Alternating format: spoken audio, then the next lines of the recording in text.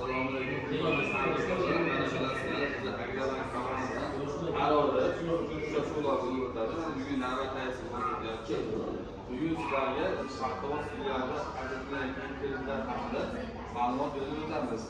Hozirda bizda biznesga birinchi qadam, aholi loyihasi, biznesga ko'mak, oilaviy tadbirkorlik dasturining doirasi kreditlar hamda O'zbekiston sonli qaror bo'yicha 100 million so'm kreditlar, 100 million so'mdan 300 million so'mgacha.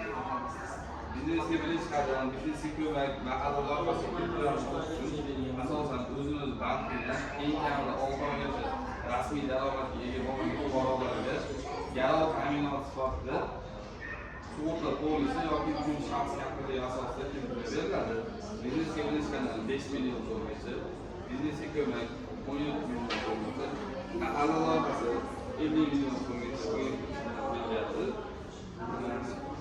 Ular 20% stavkalar 25%da mahalla loyihasi oilaviy tadbirkorlik doirasida bizga yetishtirilgan mahallalarda 12%dan imtiyozli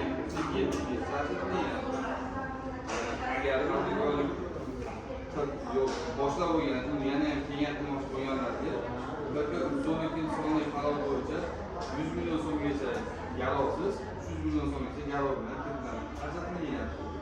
Bunda foiz stavkalar hudud toifasidan kelishib belgilanadi.